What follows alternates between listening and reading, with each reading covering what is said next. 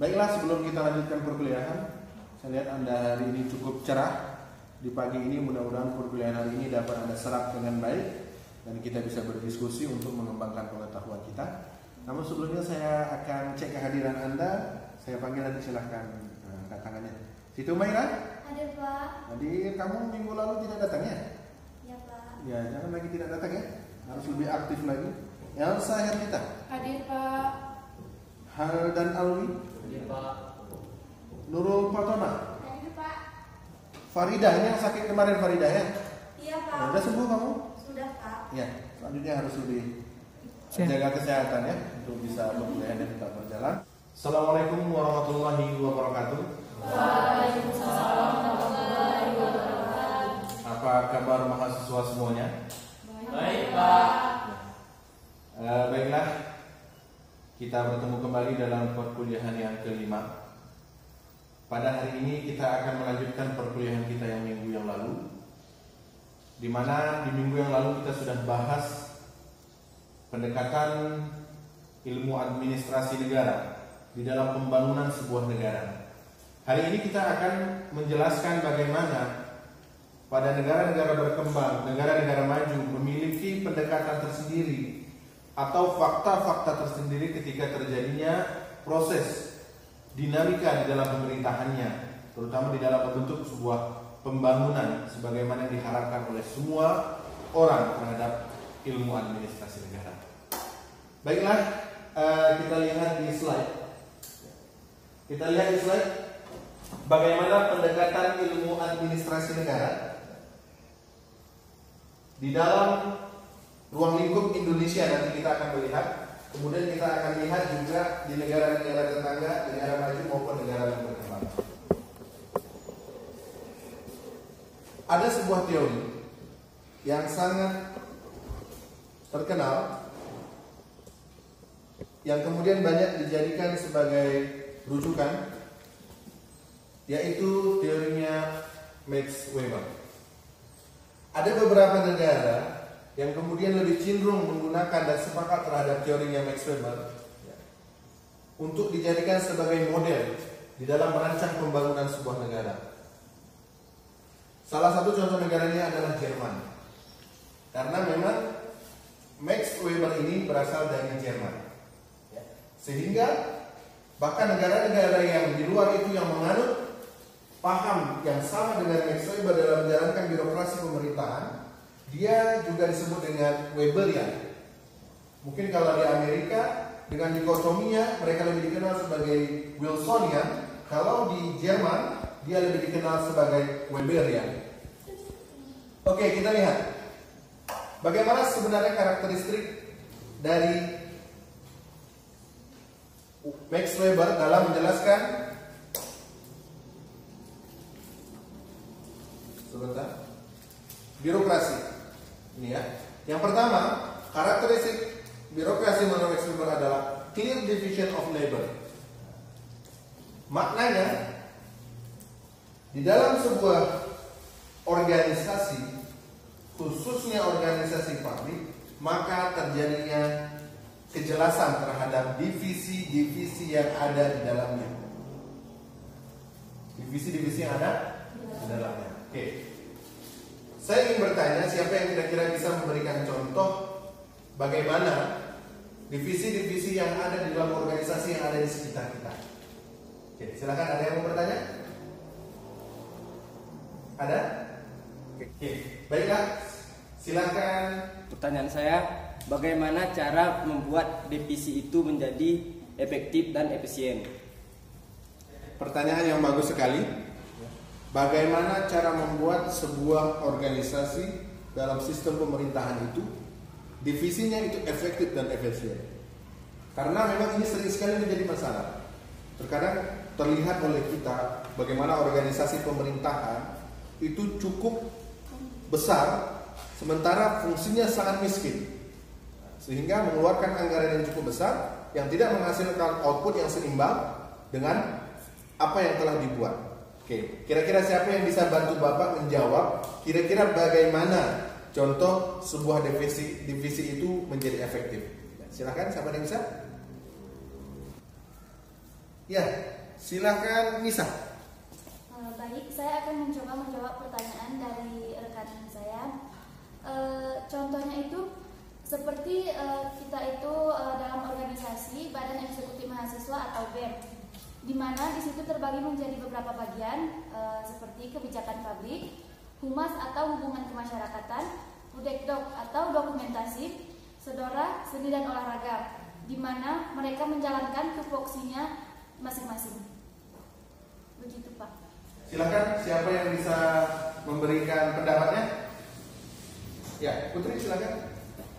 Baik, terima kasih teman-teman. Pak, Putri ingin menambahkan sedikit karena Putri juga adalah seorang anggota dari organisasi eksternal kampus, yang mana di organisasi kami juga memiliki beberapa bidang, dan yang ada di dalam bidang itu ada terdiri dari kepala bidangnya dan juga koordinatornya dan beberapa anggotanya. Setiap bidang memiliki fungsi dan perannya untuk mereka tanggung jawabi bersama Pak. Baiklah, seperti itu memang bagaimana sebuah organisasi itu bisa bekerja sebagai organisasi yang efektif. Namun terkadang di pemerintah itu akan sedikit lebih sulit karena sistem yang sudah terbangun membutuhkan alur-alur atau langkah-langkah untuk melakukan sebuah perubahan yang lebih efektif dan efisien. Nanti kita akan jelaskan di slide selanjutnya. Oke, baiklah. Sehingga divisi itu menjadi efektif dan efisien kalau dia berbasiskan kepada kinerja dan kebutuhan terhadap kinerja. Saya ulangi sekali lagi, divisi itu akan efektif apa dia dibuat berdasarkan kebutuhan kerja dan kebutuhan kinerjanya. Oke, baiklah, kita lanjutkan ke prinsip yang kedua, clear hierarchy of authority. Clear hierarchy of authority artinya ada sistem otoritas yang jelas, adanya hierarki sistem yang jelas. Jadi ketika memberikan tugas, memberikan instruksi antara pimpinan dengan bawahan, ini harus sifatnya tegas. Jadi tidak ada dualisme terhadap pengambilan keputusan. Misalnya seorang bawahan ingin bertanya kepada atasannya, kemudian ada atasan lainnya yang memberikan masukan berbeda, sehingga dia bingung. Nah, ini masuk ke dalam tidak clear hierarki authority-nya. Jadi otoritas hierarki harus jelas. Paham sampai sini? Paham, Pak. Oke, baiklah. Untuk yang kedua ini, otoritas yang jelas, kita akan melihat sistem di negara-negara yang kira-kira negara apa sih? Model negara seperti apa yang kemudian sistemnya ini memiliki hierarki yang sangat kuat? Ada yang bisa memberi contoh? Ya, silakan Salia Ramadan. Contohnya seperti negara Arab Saudi, di mana sistem kerajaannya monarki. Apabila perintah rajanya harus jadi kewajiban hukum dasar negara itu. Ya, Salia Ramadan, seperti yang kamu jelaskan, negara Arab Saudi itu memang memiliki sistem hierarki yang sangat kuat. Namun itu berada pada lingkup sistem kerajaannya. Kalau kita lihat pada lingkup birokrasi sebuah sistem, memang negara Arab Saudi itu masih banyak celah-celah, sehingga memang terkadang pada tingkat middle, pada birokrasi pada tingkat middle itu lebih dikuasai oleh tingkat atasnya, high levelnya. Walaupun dia hierarkinya bagus pada tingkat high level, kadang-kadang pada tingkat middle maupun low level atau street level yang memberikan pelayanan kepada masyarakat itu tidak memiliki otoritas. Otoritasnya tidak terlalu kuat. Walaupun dia sudah mengeluarkan sebuah kebijakan dalam menjalankan sistem pelayanan, tapi apabila otoritas tertinggi pada level high level manajemennya mengatakan berubah, maka dia harus merubahnya. Seperti itu. Nah, jadi sistem ini yang menjadi salah satu kekurangan daripada sistem monarki. Jadi bagaimana sebenarnya otoritas yang baik itu? Yang baik itu adalah ketika memang semuanya tertulis dengan jelas tugas, tupoksi, tugas pokok dan fungsinya, tidak ada lagi timpang tindih. Tidak ada lagi tumpang tindih antara satu level dengan yang level yang lain, antara satu bagian dengan bagian yang lain. Semuanya memiliki tugas dan pokok dan fungsinya masing-masing. Seperti itu ya. Paham sampai sini? Paham. Oke, baiklah. Kita akan lanjutkan ke pokok pembahasan selanjutnya, yaitu formal rules and procedure. Formal rules and procedure. Pada sistem birokrasi yang prinsipnya dikeluarkan oleh Max Weber, aturan formal dan prosedur ini harus benar-benar menjadi patokan. Bukan hanya dimiliki, tapi benar-benar menjadi patokan. Memang sering sekali kita dengar di negara-negara berkembang terutama, terkadang birokrasi ini dalam menjalankan prosedur formalnya ini tidak terjadi keadilan. Itu menjadi masalah yang umum pada negara-negara yang berkembang. Misalnya seperti Indonesia, ada India, misalnya negara-negara berkembang, walaupun masih katanya mengarah ke maju, tapi pada sistem layanan publiknya ini terjadi ketidakadilan. Ketidakadilannya bagaimana? Kita lihat pada formal rules dan prosedur ini biasanya sudah ada. Formal rules-nya, aturan formalnya sudah ada. Namun dalam memberikan layanan kepada masyarakat, terkadang terjadi klasifikasi. Ketika mereka yang memiliki jabatan atau mereka yang memiliki kedudukan yang tinggi dalam sebuah sistem masyarakat, maka dia akan diberikan pelayanan yang lebih, misalkan lebih cepat misalnya, atau lebih lambat misalnya, bagi mereka yang tidak punya kedudukan. Nah, ini yang menjadi masalah untuk negara-negara berkembang, formal rules and procedure. Tapi dalam sistem kerja organisasi publik, ini menjadi hal yang wajib sebagai karakteristik daripada birokrasi. Adanya aturan. Makanya kalau kita misalnya di Indonesia mau mengurus KTP, di situ prosedurnya sekarang sudah terpampang, tertulis cara prosedurnya bagaimana. Pertama kita mendaftar. Setelah mendaftar kita mengambil antrian. Atau sebelumnya kita akan diperiksa dulu berkas-berkas kita. Selanjutnya seperti ini, selanjutnya seperti ini, selanjutnya seperti ini. Itu sudah terpampang. Ini sangat bagus dalam sistem birokrasi. Bukan artinya kita mengatakan banyak meja makin jelek. Nah, tidak semuanya seperti itu. Karena prosedur itu memang harus dijalankan sesuai porsinya. Akan tetapi, seperti yang saya katakan tadi, terkadang prosedur yang sudah dibuat tadi bisa dilangkahi. Itu menjadi masalah. Untuk negara-negara maju hal ini sudah sangat minim. Beda seperti negara-negara yang berkembang. Pada negara yang berkembang ini memang sudah menjadi masalah umum, seperti yang saya sampaikan tadi. Oke, baiklah. Kita lanjut ke prinsip selanjutnya, yaitu impersonality. Ya, impersonality. Kita lihat impersonality. Prinsip yang keempat adalah impersonality. Sebelumnya saya mau bertanya dulu, kira-kira siapa yang bisa menjelaskan apa itu impersonality? Ya, silakan kamu.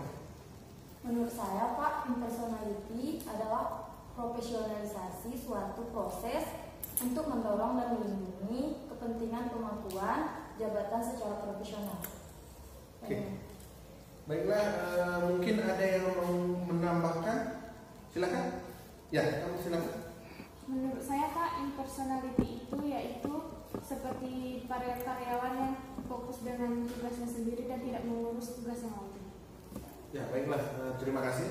Yang jelas, pada prinsip impersonality ini seorang pekerja, seorang pegawai atau seorang staf, dia fokus kepada profesionalitas dia sebagai seorang yang bekerja pada bidang tertentu.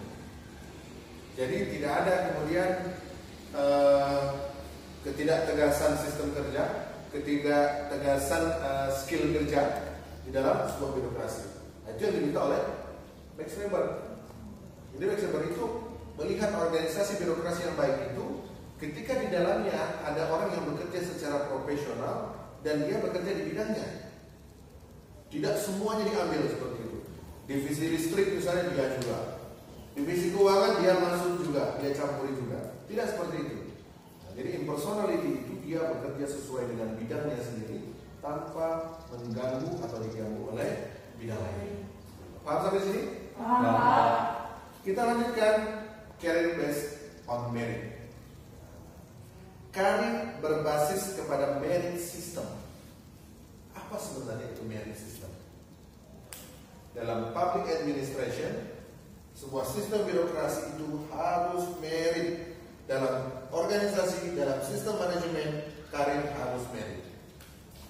Merit itu apa? Nah, kan menjadi pertanyaan.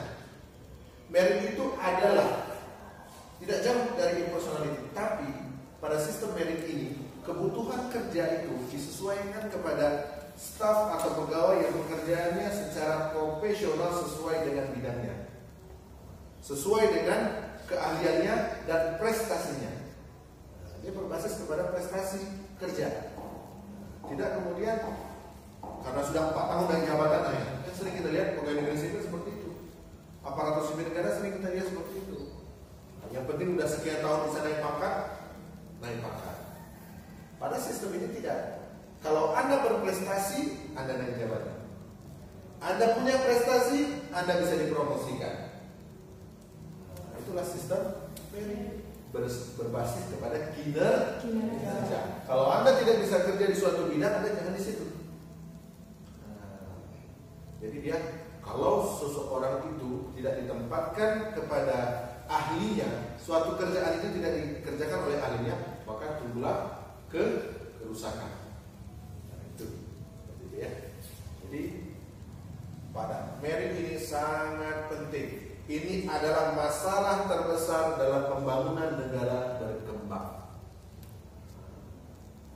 Di swasta bagaimana? Ya, swasta sudah pasti harus merit. Swasta, di dunia swasta kalau tidak merit maka perusahaannya akan bangkrut.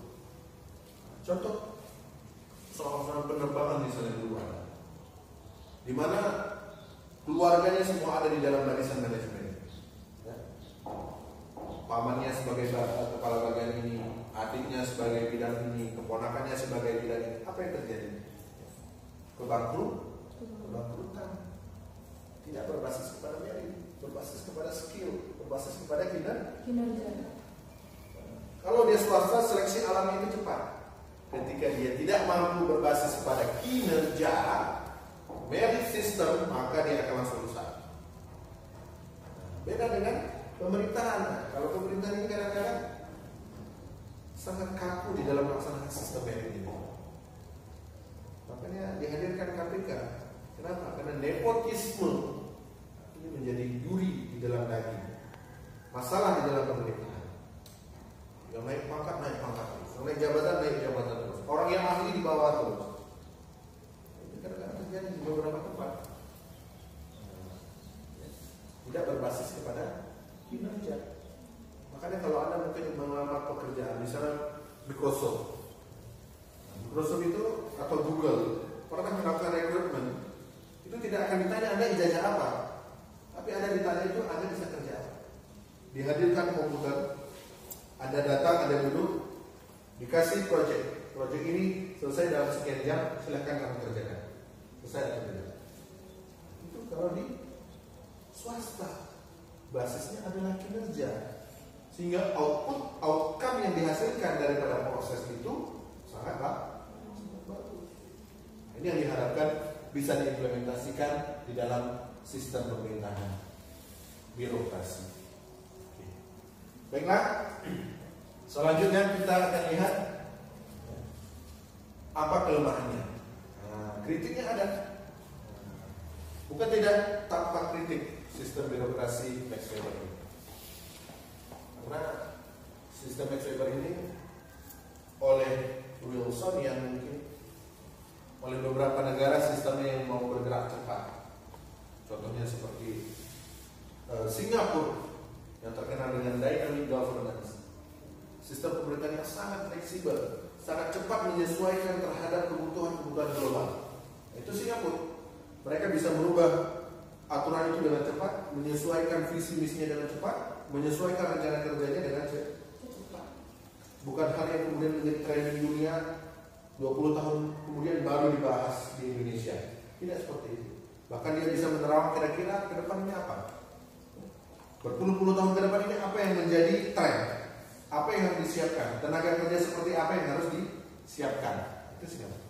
Oke, sekarang kita lihat problemnya pada tradisional model ini adalah lack of neutrality and professionalism. Politik masalahnya. Itu yang saya jelaskan tadi. Terjadi lack terhadap profesionalisme.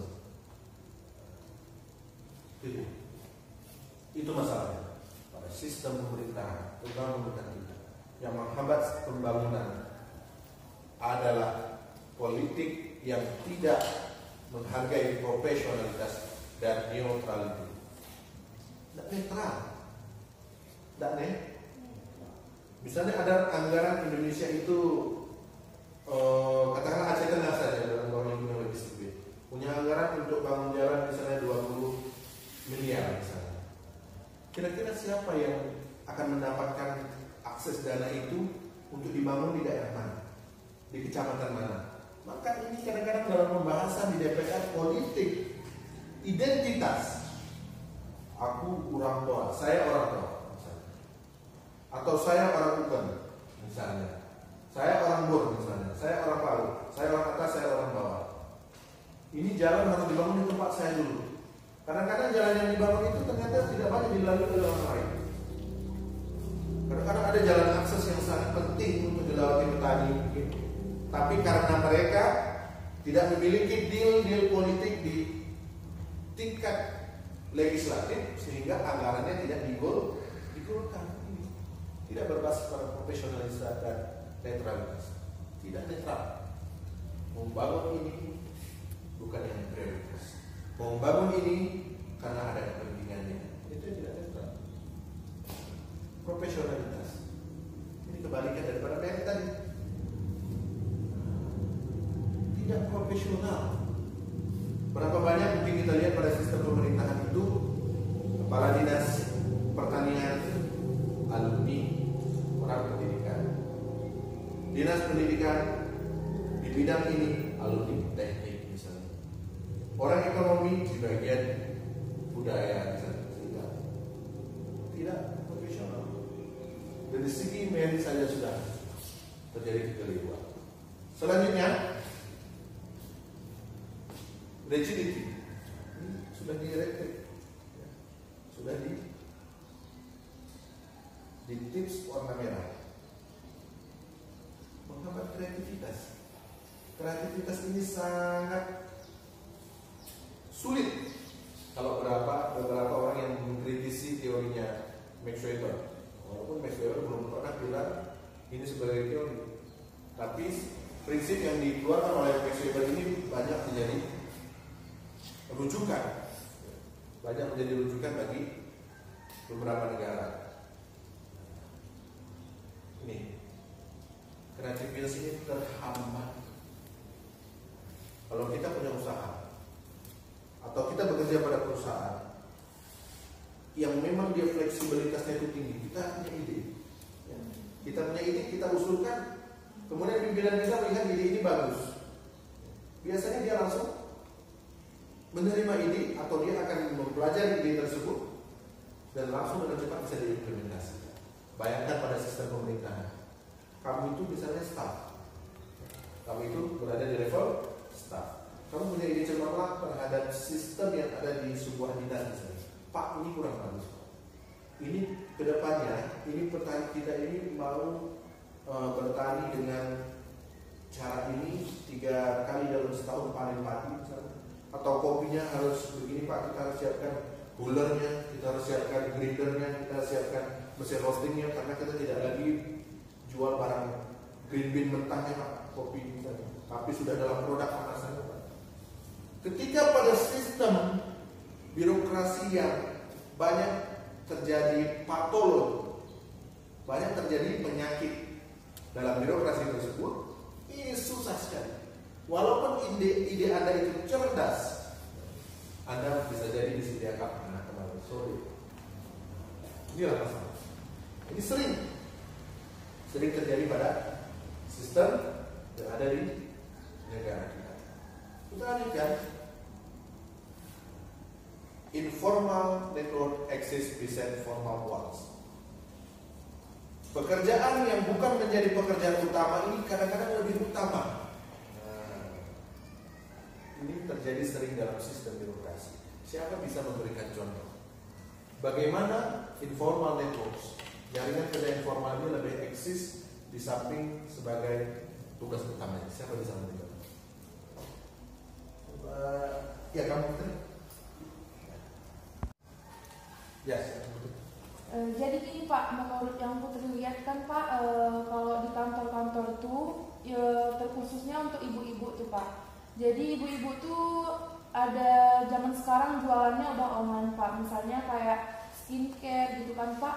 Mereka lebih mengutamakan jualannya, mempromosikan dagangannya ke ibu-ibu yang lain ketimbang mereka melakukan pekerjaan mereka sendiri Pak. Seperti itu yang Putri lihat saat ini. Tentang kinerjanya, menurut kamu terganggu nggak kinerjanya sebenarnya? Sudah sangat pasti terganggu Pak, karena mereka tidak fokus lagi bagaimana mencapai tujuan kerjaan mereka itu sendiri, tapi sudah tujuannya sudah melenceng ke bagaimana supaya habis dagangannya dan supaya laku transfer. Ya. Jadi pada informal network ini sebenarnya masalah ini sudah berlangsung cukup lama.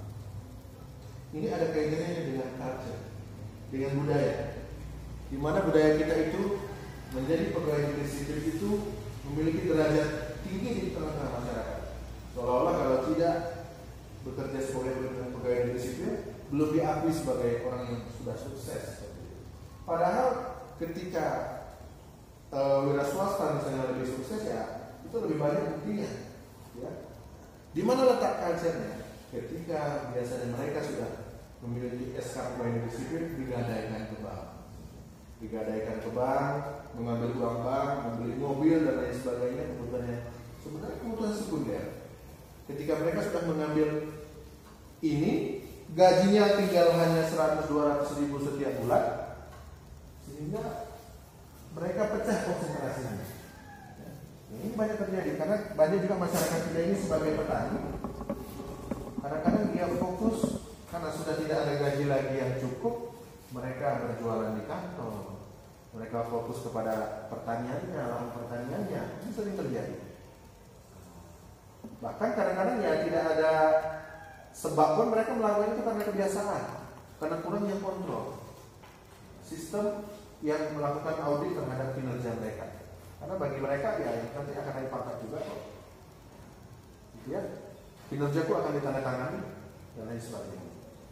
Tapi yang menjadi budaya yang sering itu ketika sudah menjadi pegawai negeri, ngambil uang bank, gaji habis, sehingga di kantor kerjanya jualan. Ini masalah terhadap pembangunan kita.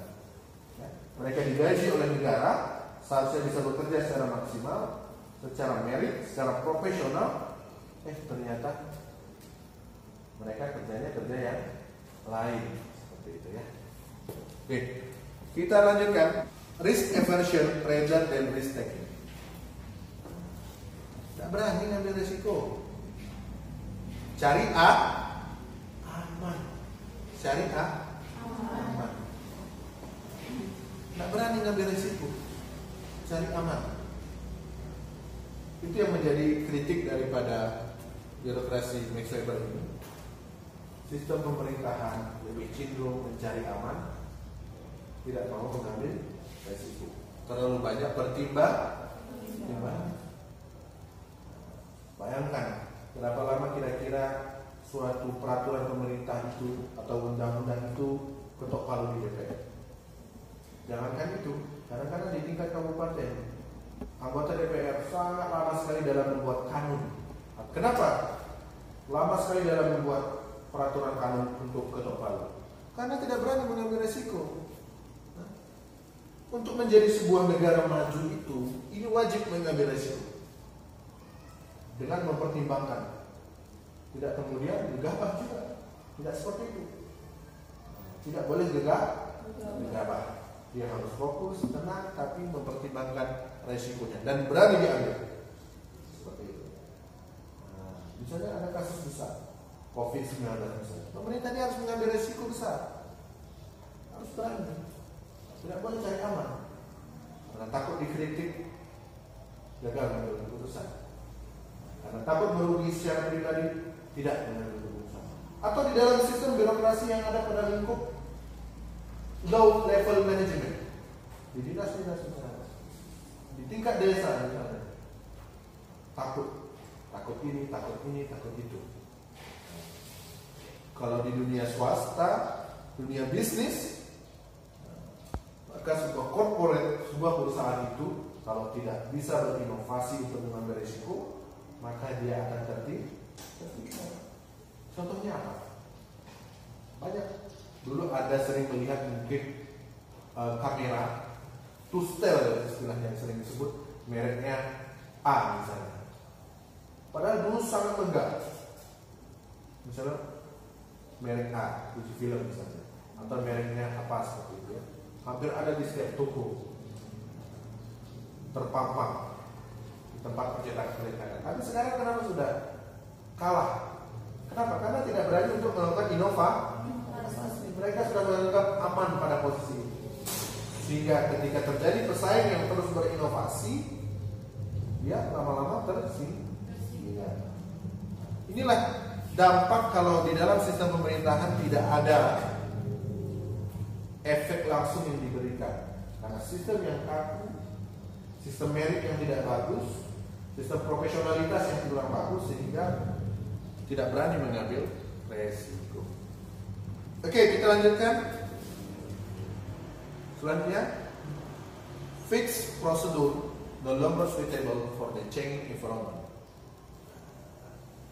Pada tahap ini, fixed procedure, fiksasi terhadap regulasi peraturan tidak cocok untuk merubah kebiasaan, sulit untuk merubah kebiasaan.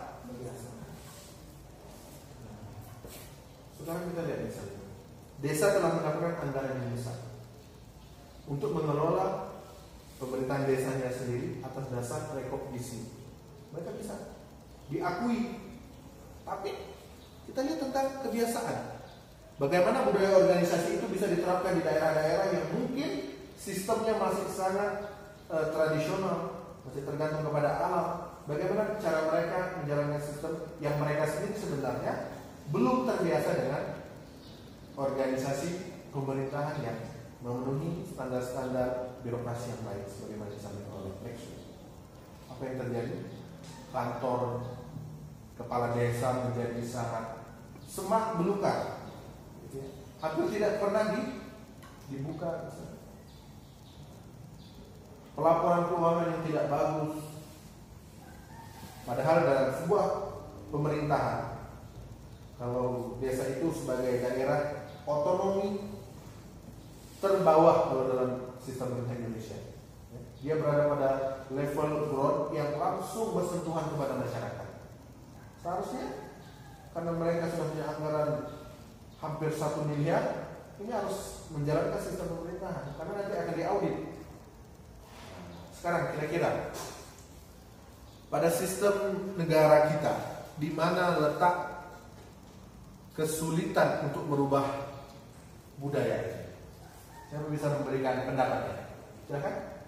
Ya, silakan. Dulu Pak kan penjelasan contohnya itu kayak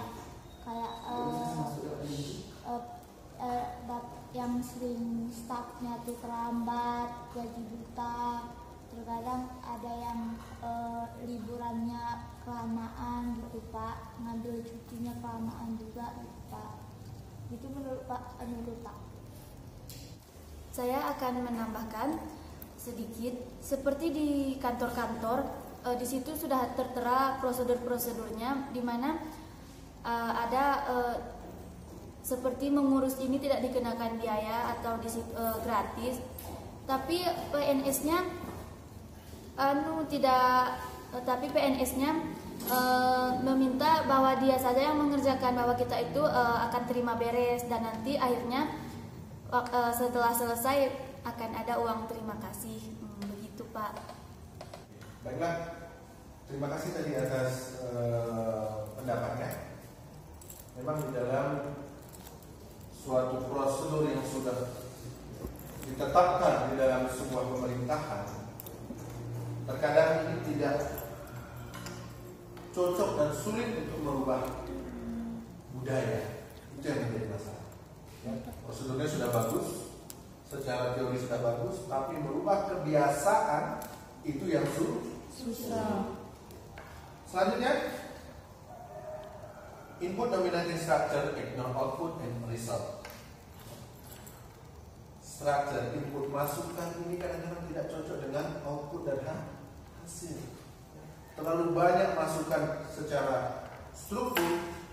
Bapak ini maunya seperti ini, bapak ini maunya seperti ini, bapak ini maunya seperti ini, tapi tidak sesuai dengan output dan hasil. Apa yang menjadi output daripada proyek itu dalam sebuah pekerjaan itu tidak sesuai. Nah, itu sering terjadi dalam sistem birokrasi, input dominating structure, tapi mengabaikan output dan result. Banyak kepentingan, tapi mengabaikan kepada apa yang mau dicapai, apa yang mau dihasil. Oke, selanjutnya, inefficiency and ineffective corruption. Nah, ini masalah dalam birokrasi, tidak efisien kadang-kadang dan tidak efektif. Karena apa? Karena banyaknya korupsi. Ini penyakit. Kenapa pemerintah Indonesia membentuk tim lembaga pemberantasan korupsi dalam bentuk komisi? Kenapa? Karena ini menjadi masalah dalam birokrasi Indonesia, terutama dengan negara berkembang masalah. Bahkan negara maju, walaupun kadang sudah diberikan peraturan yang sangat keras, misalnya seperti China, Tiongkok itu begitu ketahuan korupsi bisa menjadi hukuman mati. Tapi masih juga terjadi. Dan ini masalah duri di dalam sistem birokrasi. Masih sering melakukan korupsi. Tidak efektif, tidak efisien. Penggunaan anggaran tidak dilihat kepada outcome-nya bagaimana, kemanfaatannya bagaimana. Itu sering terjadi. Walaupun sistem birokrasi yang sudah dijelaskan oleh Max Weber tadi dalam beberapa prinsipnya, baik itu dari sisi organisasinya, baik itu dari sisi pembagian kerjanya, sudah bagus sekali. Tapi dalam pelaksanaannya beda negara, beda dalam sistem pelaksanaannya. Makanya ada sebuah pendekatan sekarang yang dimunculkan, yaitu sound governance. Sound governance itu bagaimana? Diusulkan bahwasanya sistem pemerintahan itu disesuaikan dengan kondisi negara tersebut. Kalau negara Amerika mungkin yang menjadi patokannya adalah UNDP. Bagaimana program development program, United Nations Development Program yang diberikan kepada negara-negara berkembang untuk menjadi negara maju. Standar-standar itu kadang-kadang tidak cocok di beberapa negara. Nah, ini kemudian diusulkan adanya sound governance. Sistem pemerintahan yang disesuaikan kepada karakter. Kalau Indonesia bagaimana? Indonesia dari Sabang sampai Merauke, Bhinneka Tunggal Ika, macam-macam orangnya. Sehingga terkadang suatu sistem ini tidak bisa diimplementasikan begitu saja. Mungkin sistem layanan kepada daerah A tidak bisa dilaksanakan secara baik di daerah B. Sistem pemeriksaan keuangan di daerah C tidak bisa mungkin seketat di bagian B. Karena kenapa? Dengan mempertimbangkan kondisi, budaya, adat, perpolitikan di daerah tersebut dan macam-macam lainnya. Ini beberapa permasalahan dari model tradisional birokrasi Max Weber. Kesimpulannya adalah sebuah pembangunan di sebuah negara, di sebuah daerah haruslah berbasis kepada sistem yang bersih, merit, yang jelas hierarkinya, yang jelas pembagian tugasnya, yang jelas kepada output dan outcome-nya. Maka negara tersebut akan menjadi negara yang memiliki kemampuan untuk terus menjadi negara yang mampu bersaing di era globalisasi. Mungkin itu saja untuk perkuliahan kita hari ini. Untuk minggu depan kita akan melanjutkan kepada New Public Administration, Di mana dulu ketika Perang Dunia Kedua, Inggris terutama karena mengeluarkan banyak biaya, terjadi pergolakan ekonomi, political ekonominya harus kuat, deal-deal politiknya terhadap ekonomi politiknya harus kuat, sehingga menawarkan sistem new public administration. Nanti kita lihat bagaimana sistem itu bisa berjalan di negara kita atau tidak, ya. Tapi di Inggris sudah pernah berhasil. Jadi Anda diminta membaca referensi-referensi, melihat berita-berita yang di masa lalu yang mengisahkan bagaimana new public administration ini pernah berjaya di masanya, dan mungkin saat ini juga masih banyak digunakan di negara-negara maju. Dan apakah hal ini bisa diimplementasikan di Indonesia? Untuk minggu depan. Baiklah, saya akhiri. Terima kasih atas kehadiran Anda. Sampai bertemu minggu depan. Assalamualaikum warahmatullahi wabarakatuh. Waalaikumsalam warahmatullahi wabarakatuh.